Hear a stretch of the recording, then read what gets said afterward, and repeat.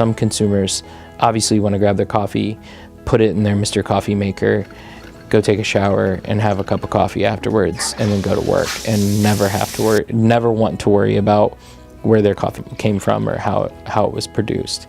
And I think the sad part of that is that you're really missing out on a lot of the story of coffee.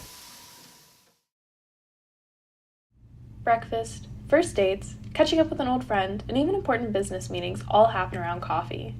Americans consume 400 million cups of coffee per day and on average spend $20 a week on it. Although the end product of coffee is ingrained in our culture and society, we don't even know about the entire journey that it goes through, or how we may even lose it. Climate change is possibly the biggest issue on the table for the global coffee industry. Roasters, importers, exporters, producers, and even baristas all are concerned about climate change. 2 years ago, the Specialty Coffee Association of America commissioned a study into coffee production related to climate change's effect on coffee growth and the amount of arable lands available for coffee growth to get an idea of where we might be in 50 years. The findings really shocked the industry and was kind of a call to arms to do something. They found that in 50 years, it's expected that the global supply of coffee will have shrunk to half of what it is today, while the global consumption of coffee will have doubled. This could mean huge increases in the price of coffee. This could mean businesses closing. This could mean people's careers ending. We can't negate the idea that our activities as humans may influence the climate. We produce a lot of CO2 emissions. We change a lot of features of air quality. We change things that absorb CO2, like cutting down forests. And so these kind of activities influence global climate. And with that, we see changing temperatures and an influence on what typically we have seen for generations. And this is pretty easy to plot over time. In particular, most plants are highly adapted to kind of their regions which they're grown. Probably even coffee even more so than, let's say, our typical agricultural plants like corn and wheat.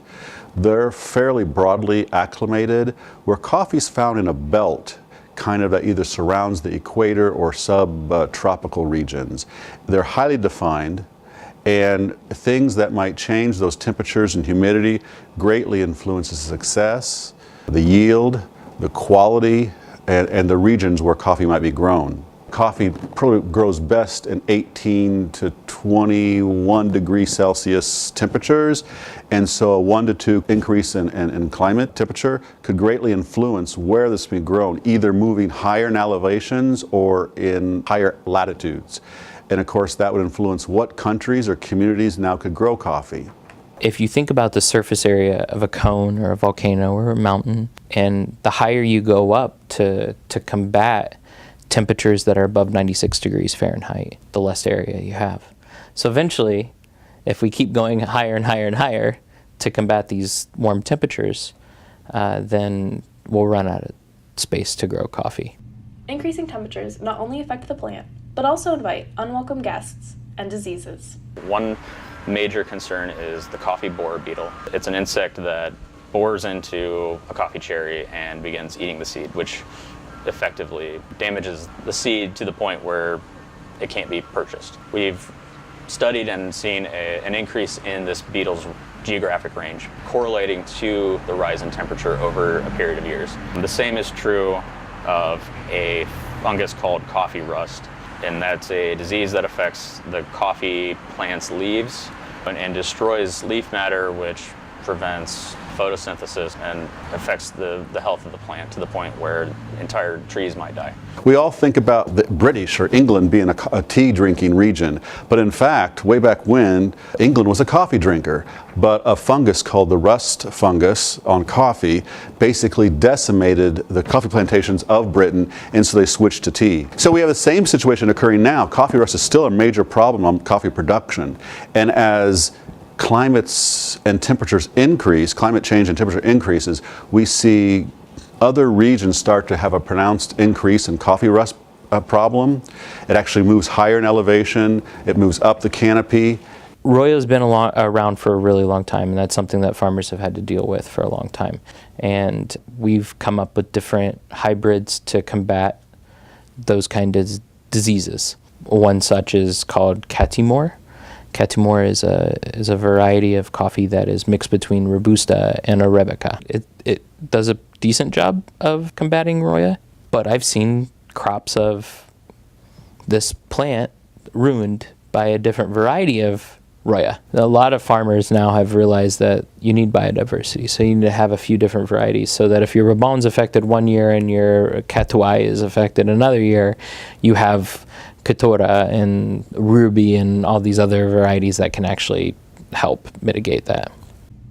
Losing 1% of any crop is never good, but with coffee, it can be detrimental due to the long process of farming it. Coffee takes around 3 to 4 years to even get to a point where it will yield a good harvest. Once the plant is ready and picked, it is shipped to a washing plant and sent through multiple machines until the fruit is broken down to the bean shape we all know. Then, the coffee is raked dry in a process that takes anywhere between 7 and 21 days. It is then taken to a milling machine to be sorted, polished, and finally checked for any defects, and then packed up and shipped to the United States. Once in the United States, the seeds are roasted for 12 to 15 minutes, put into cooling, and then are ready to be made into coffee. Individuals in the coffee industry are finding ways to help farmers face all of these challenges. A lot of roasters are switching to a supply chain model called direct trade. This is a solution on a small level that we can use to help. This involves roasters and coffee importers, green coffee buyers, visiting coffee farms directly to establish relationships with the coffee grower, the coffee producer. The reason that this is helpful is, besides the ethics of getting to know the human being behind growing it, roasters are able to help educate and fill in growers who oftentimes don't have access to the knowledge base that we do on ways they can help stabilize their farms against the effects of climate change. It's just working with the farmer and making sure that they're informed and that they make good decisions when it comes to the environment, because we obviously don't want to work with people that are doing bad to the environment intentionally. We want to work with people that are wanting to learn, and us connecting them to information or people that have information to combat climate change and, whatever it may be. I think that's the best way that we work. We just work as connectors. I mean, what is coffee? It's not quite the staple crop, perhaps, that corn or soybeans or wheat that provides the bulk of our carbohydrates. So we could think of coffee as a luxury crop. But in fact, it's the caffeine and coffee derivatives are in a lot of our food products. So it's more than just a luxury crop. It's more than just a cup of coffee in the morning. And in fact, it's the second largest traded commodity in the world behind oil, in front of natural gas, in front of gold. So it's a hugely important economy, and we can't overlook that influencing coffee production could greatly influence economies.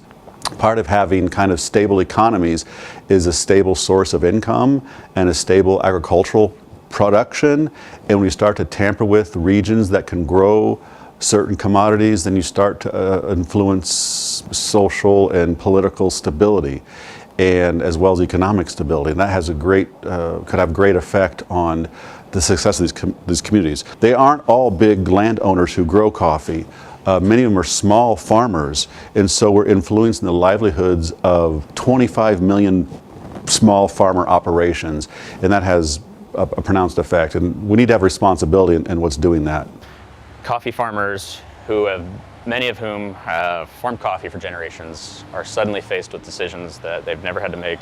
As people on the other end of the supply chain, we think that that what happens to them won't affect us, but that's not true, and we see it in the migration crisis that's happening. We see it in the economic impacts of other countries.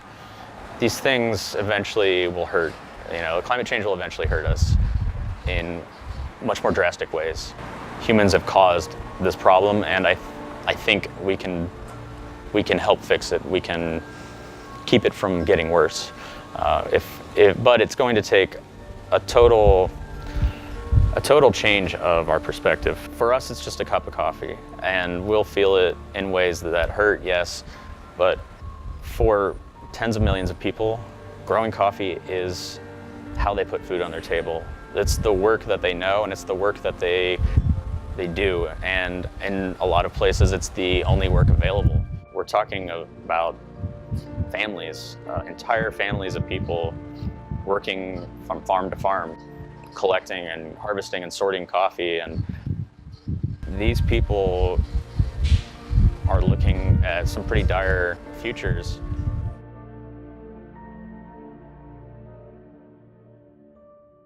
So what, as individuals, can we do to impact climate change? Well, one way is an awareness that it is a problem.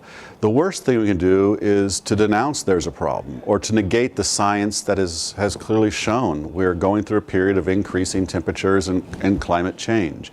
So the worst thing you do is to deny that and pretend that science doesn't exist.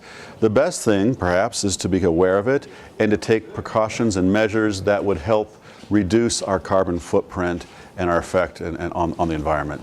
If we're not intentional in the way that we do things, then they're going to go away, and we're going to be left with our hands up in the air, like where did my cup of coffee go, or where did my fabric go? Or it's important because it will go away, but it's really important because there's people behind product, and that doesn't mean to stop drinking coffee. There's deeper roots to the problems, at least, than just buying coffee. It's not the solution. There's too many people. There's 30+ million people in the coffee industry, and we need to make sure that we take care of those people.